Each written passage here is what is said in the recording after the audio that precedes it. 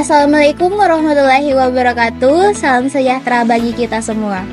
Puji dan syukur kita panjatkan kehadirat Allah Subhanahu wa taala. Berkat rahmat dan hidayahnya, kami kelompok 6 bisa menyelesaikan tugas kelompok kami dengan baik. Saya mengucapkan banyak terima kasih kepada Bapak Andi Muhammad Zulkifli SKM MKes selaku dosen mata kuliah manajemen gizi yang telah memberikan kami tugas di mata kuliah ini.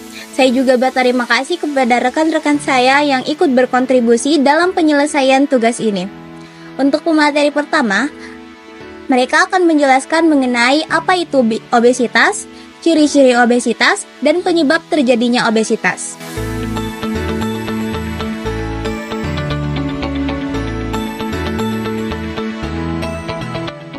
Baik, saya akan menjelaskan materi pertama mengenai pengertian obesitas. Obesitas merupakan penumpukan lemak yang berlebihan akibat ketidakseimbangan asupan energi atau energi intake dengan energi yang digunakan atau energi ekspenditur dalam waktu yang lama. Menurut survei dari Kementerian Kesehatan, pada 2023 ada 23,4% penduduk dewasa di Indonesia dengan rentang usia lebih dari 18 tahun yang mengalami obesitas. Ciri-ciri obesitas yaitu sulit bernafas, mudah lelah, hipertensi, dan nyeri pinggang. Untuk penyebab obesitas itu, yang pertama makanan tinggi lemak dan karbohidrat, gangguan tidur, kurang aktivitas fisik, dan faktor stres. Baik, sekian pemaparan materi dari kami. Selanjutnya kami serahkan kepada moderator. Baik, selanjutnya pemateri kedua akan memaparkan mengenai faktor penyebab terjadinya obesitas.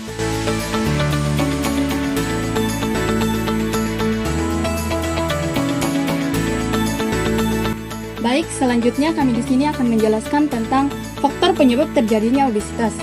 Ada 10. Yang pertama itu faktor psikologis. Kondisi psikologis dan keyakinan seseorang berpengaruh terhadap asupan makanan. Asupan makanan adalah banyaknya makanan yang dikonsumsi oleh seseorang, asupan energi yang berlebihan dengan kandungan lemak dan karbohidrat. Karbohidrat yang tinggi secara terus-menerus tanpa diimbangi dengan aktivitas fisik. Aktivitas fisik yang memadai dapat menyebabkan obesitas. Kemudian yang kedua itu faktor lingkungan. Jika seseorang dibesarkan dalam lingkungan yang menganggap gemuk adalah disimbol makmurkan dan keindahan, maka orang tersebut akan cenderung untuk menjadi gemuk. Gen merupakan faktor yang menjadi gemuk. Gen merupakan faktor yang penting dalam obesitas, tetapi lingkungan seseorang juga memegang peranan yang cukup berarti. Kemudian yang ketiga itu gaya hidup. Gaya hidup di kota besar yang serba praktis memungkinkan masyarakat modern sulit untuk menghindari fast food yang banyak mengandung kalori, lemak, dan kolesterol. Kemudian yang keempat itu aktivitas fisik. Orang yang jarang melakukan aktivitas fisik dan cenderung terbiasa makan secara berlebihan akan lebih berisiko mengalami kegemukan. Resiko tinggi tersebut akibat aktivitas mereka tidak membakar seluruh kalori yang berlebihan dalam tubuhnya. Baik, selanjutnya saya serahkan ke pemateri selanjutnya. Saya akan menjelaskan nomor 5 dan 6 dan 7. Nomor 5, faktor genetik dan atau keturunan. Banyak gen yang berkaitan dengan terjadinya obesitas. Namun, sangat jarang yang berkaitan dengan gen tunggal. Sebagian besar berkaitan dengan kelainan setiap gen peptid dan neurotransmitter yang merupakan sinyal neural yang hormonal mempengaruhi otak memiliki gen sendiri yang menyebabkan kelainan pada produksi neuropeptisida yang mempengaruhi otak sehingga juga akan mempengaruhi respon otak yang baik dan menghambat asupan makanan. Keenam, pola makan. Kebiasaan makan adalah ekspresi setiap individu dalam memilih akan membentuk pola perilaku makan. Ketujuh, keadaan sosial ekonomi. Anak obesitas lebih banyak ditemukan pada orang tua dengan tingkat pendapatan yang tinggi karena pada orang tua dengan pendapatan per bulan yang tinggi memiliki daya beli yang juga tinggi sehingga memiliki peluang untuk memilih ragam makanan. Selain itu, pada golongan ekonomi tinggi, jumlah asupan makanan tinggi, kandungan lemak meningkatkan sering dengan meningkatnya daya beli mereka terhadap makanan mahal. Sekian dari saya serahkan ke pemateri selanjutnya.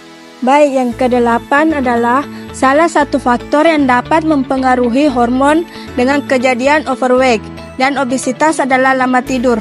Tidur merupakan kebutuhan dasar mutlak yang harus dipenuhi oleh semua orang. Dengan tidur yang cukup, tubuh baru dapat berfungsi secara optimal. Tidur sendiri memiliki makna yang berbeda pada setiap individu.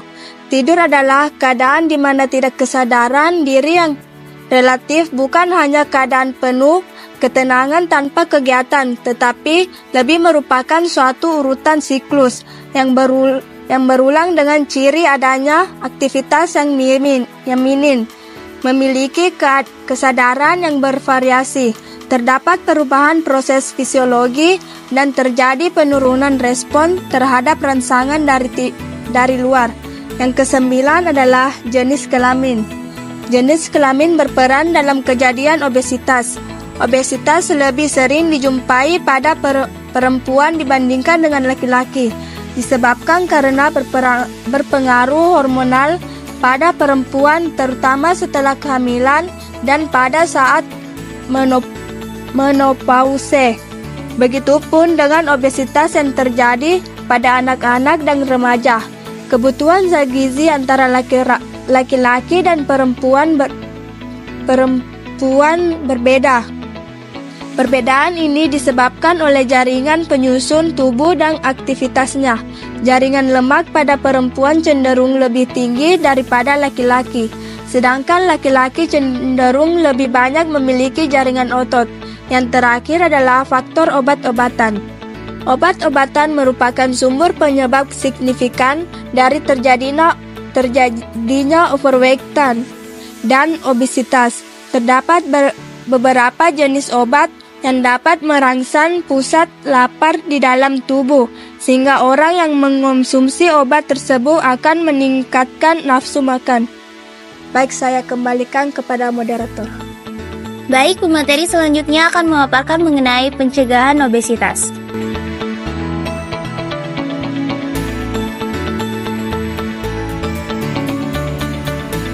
Baik, selanjutnya pencegahan obesitas, yaitu pertama mengatur pola makan dan mengonsumsi makanan yang sehat serta bergizi seperti karbohidrat, protein, lemak, vitamin, mineral, dan serat. Selanjutnya, tidak mengonsumsi gula, garam, dan lemak secara berlebihan. Selanjutnya saya serahkan kepada pemateri selanjutnya. Selanjutnya, menjaga berat badan yang ideal dengan cara menjaga pola makan seperti mengonsumsi makanan sehat dan bergizi, konsumsi buah dan sayur minimal 5 porsi per hari, dan makan dengan aneka ragam bahan pangan. Selanjutnya, rutin melakukan aktivitas fisik minimal 30 menit per hari. Tips tambahan untuk mencegah obesitas yaitu menghindari makan sambil menonton TV atau bermain gawai, menjaga pola makan sehat dan seimbang, serta istirahat yang cukup. Jenis latihan fisik yang dapat dilakukan yaitu aerobik seperti naik sepeda, jogging, renang, dan golf, dan juga anaerobik seperti senam pernapasan, karate, lompat tinggi, dan angkat berat. Jika terasa berat untuk berolahraga 30 menit sehari, Anda bisa membaginya menjadi 2 sesi, yaitu misalnya 15 menit di pagi hari dan di sore hari. Sekian pemaparan materi dari kami. Saya kembalikan ke moderator. Baik, pemateri selanjutnya akan memaparkan mengenai penanganan dan pencegahan obesitas.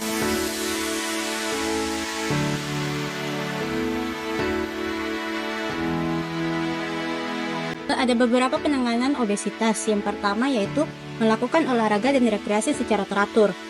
Aktivitas fisik membantu membakar kalori serta meningkatkan daya tahan tubuh. Tidak perlu olahraga berat, cukup jalan kaki, berenang, atau bersepeda secara rutin sudah cukup efektif. Yang kedua ada mengatur menu, pola makan, dan porsi makan. Hindari makanan cepat saji seperti gorengan dan minuman tinggi gula. Terus yang kedua, pilih makanan sehat seperti sayur, buah, serta protein tanpa lemak dan makan berserat agar pencernaan tetap lancar.